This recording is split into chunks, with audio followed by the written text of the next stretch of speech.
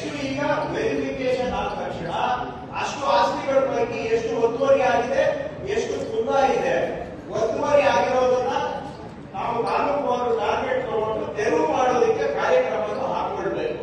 ಆದ್ರೆ ಫಸ್ಟ್ ಈ ವೆರಿಫಿಕೇಶನ್ ಕೆಲಸ ಮುಗಿಬೇಕು. 14,50,000ದಲ್ಲಿ ನಮ್ದು ಈಗ 9,77,000 ವೆರಿಫಿಕೇಶನ್ ಆಗಿದೆ. ಈಗ ಬ್ಯಾಲೆನ್ಸ್ ಇರೋದು ಒಂದು 4.5 ಲಕ್ಷ ಅಷ್ಟೇ ಬ್ಯಾಲೆನ್ಸ್ ಇದೆ. ಈ 4.5 ಲಕ್ಷವನ್ನು ಕೂಡ 4.5 ಲಕ್ಷವನ್ನ ಬಹುಶಃ ಇದೇ ಜುಲೈ ತಿಂಗಳು 15 ಅಂತ ಹೇಳ್ಬೋದು, ಬಟ್ ಎಂಡ್ ಆಫ್ ಜುಲೈ ಒಳಗಡೆ ವಿಐಗಳು ಮಾಡಬೇಕು. ಅದಾದ ನಂತರ ಈಗ ಆಲ್ರೆಡಿ 1,41,000 ಈಗ ಆರ್ಐ ಲಾಗಿನ್ ನಲ್ಲಿ ಪೆಂಡಿಂಗ್ ಇದೆ, ಹಾಗೂ ತಹಶೀಲ್ದಾರ್ ಲಾಗಿನ್ ನಲ್ಲಿ 1,60,4,000 ಪೆಂಡಿಂಗ್ ಇದೆ. ಸೊ ಇದನ್ನು ಕೂಡ ಜುಲೈ ಎಂಡಿಗೆ ಎಲ್ಲ ಕ್ಲಿಯರ್ ಆಗಬೇಕು ವೆರಿಫಿಕೇಶನ್.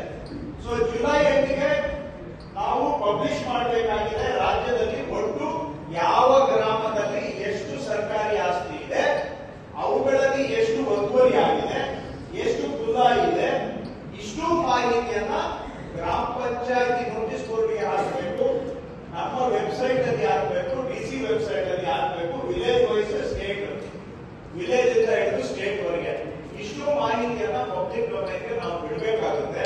ಬಿಡಬೇಕು ಅಂದ್ರೆ ಈ ಡ್ರೈವ್ ಕಂಪ್ಲೀಟ್ ಆಗಬೇಕು. ಈಗ ಪಾರ್ಷಿಯಲ್ ಆಗಿ ಮಾಡ್ಕೊಂಡು ಹೋದ್ರೆ ನಮ್ಗೆ ಸಮಾಧಾನ ಇಲ್ಲ ಅದನ್ನ ಪಬ್ಲಿಷ್ ಮಾಡ್ಲಿಕ್ಕೆ.